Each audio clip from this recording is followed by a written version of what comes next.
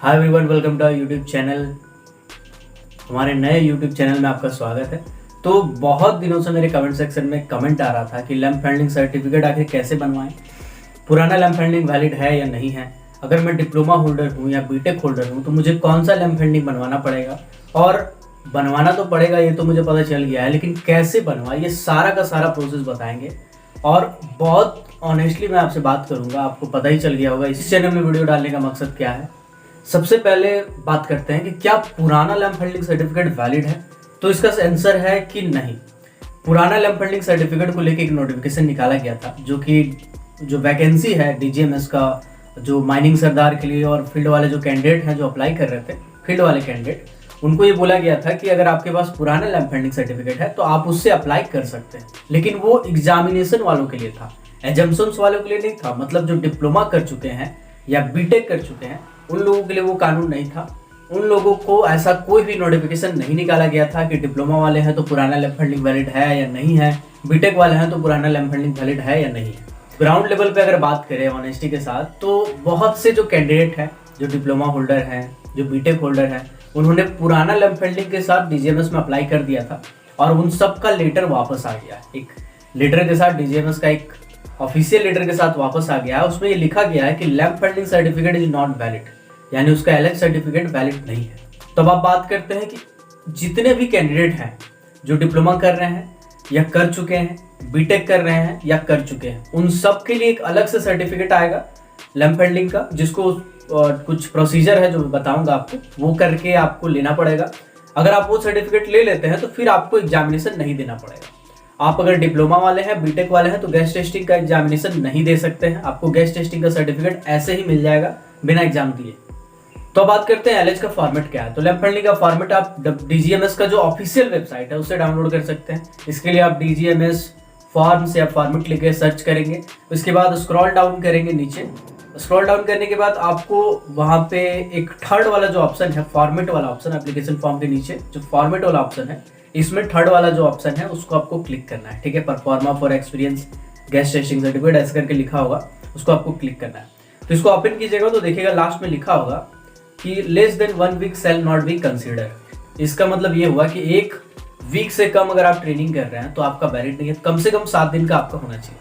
तो इसमें दिन स्पेसिफाई नहीं लिखा है, 1 वीक लिखा है। तो अगर बीच में छुट्टी हो गया, संडे पड़ गया या कोई हॉलिडे पड़ गया तो उस कंडीशन में आपका वैलिड है, कोई दिक्कत नहीं, इंटरवल वो होना चाहिए। ठीक है, ये ट्रेनिंग जब आप कर लेंगे तो ओवरमैन एग्जाम्पशन सर्टिफिकेट के लिए आप जैसे अप्लाई करते थे कि सारा डॉक्यूमेंट को अटैच करके, सारा भरत को कटवा के सबको पोस्ट करते थे डीजीएमएस के जो एड्रेस है उस पर, इसी तरह से गैस टेस्टिंग सर्टिफिकेट में भी आपको वही करना है। लैंप हैंडलिंग सर्टिफिकेट लेने के बाद फिर आपको सारा डॉक्यूमेंट ओरिजिनल अटैच करके आपको पोस्ट करना है। ठीक है, उसके बारे में आपको बाद में बताऊंगा कि जीटी का फॉर्म आपको कैसे भरना है, किसी और वीडियो में बताऊंगा।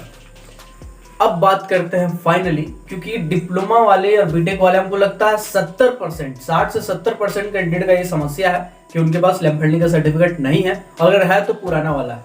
ठीक है, तो अब मैं आपको बताता हूँ कैसे बनाएंगे। अगर कॉलेज में है तब भी, कॉलेज पास आउट कर गए हैं तब भी, साथ ही साथ कहाँ कहाँ बन रहा है और कुछ मैं और भी टिप्स आपको दूंगा, बोनस टिप्स। सबसे पहले बात करते हैं, अगर आप किसी कॉलेज में पढ़ते हैं, यानी डिप्लोमा कर रहे हैं या बीटेक कर रहे हैं, आप सेकेंड ईयर में है, फर्स्ट ईयर में है, थर्ड ईयर में है, फोर्थ ईयर में, कोई भी ईयर में है, आपको करना क्या है।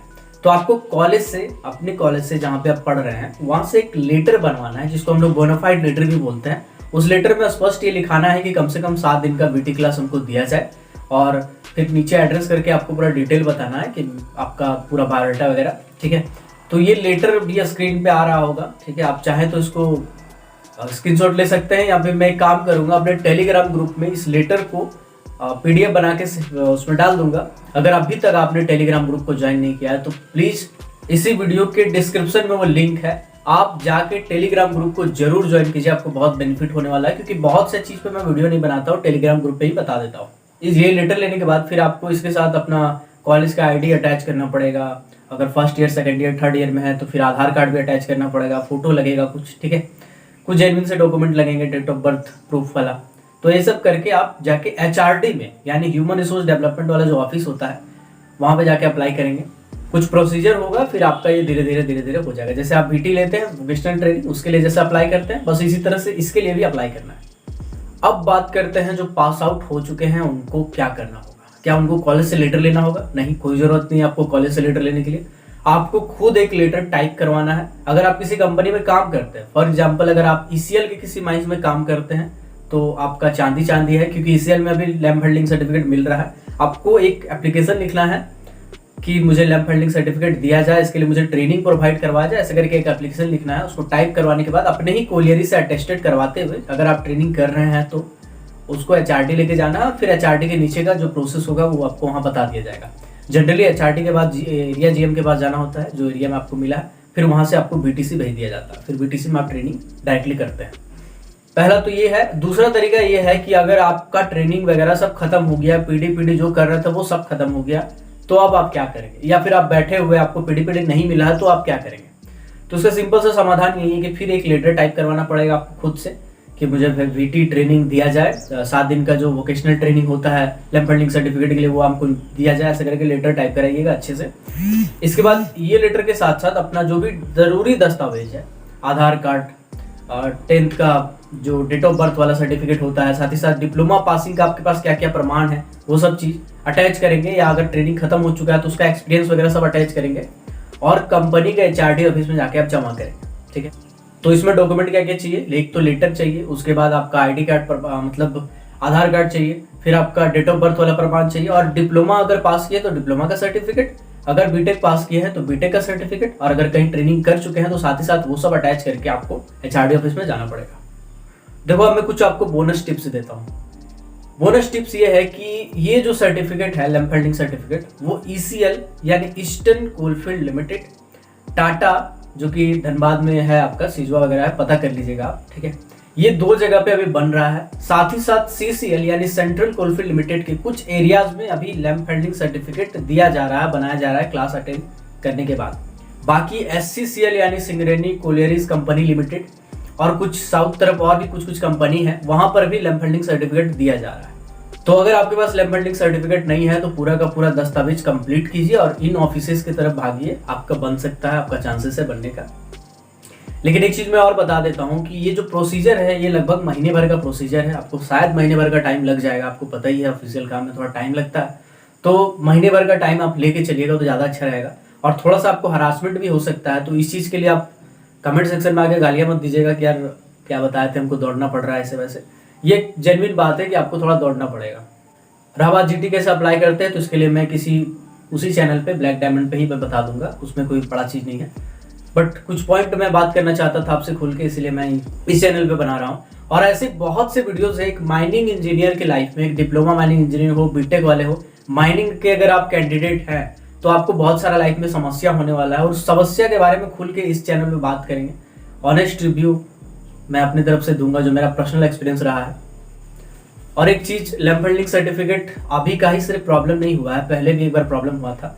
मैं जिस कोलियरी में ट्रेनिंग कर रहा था, बीटी कर रहा था, जब मैं फर्स्ट ईयर में था, तो मैं जिस कोलियरी में ट्रेनिंग कर रहा था उसमें मेरा ट्रेनिंग खत्म होने के जस्ट कुछ दिन के बाद डीजीएमएस का रेट पड़ा था, और वो कोलियरी फिर लैम्प वेल्डिंग सर्टिफिकेट साइन नहीं कर रही थी। तो मेरे जितने भी दोस्त थे सबको मिल गया था, मुझे नहीं मिल पाया था, तो फिर मुझे बहुत लात खाना पड़ा था। मैं ईसीएल यानी ईस्टर्न कोलफील्ड लिमिटेड के एचआरडी ऑफिस में गया था, वहाँ जाके प्रोसीजर पता किया था, और बहुत सी चीज़ें और भी मुझे पता चली थी।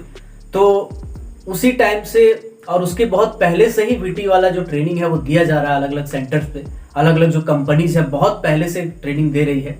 ठीक है, तो आपको अगर जानकारी नहीं है तो वो जानकारी मुझे आप तक पहुंचाना था।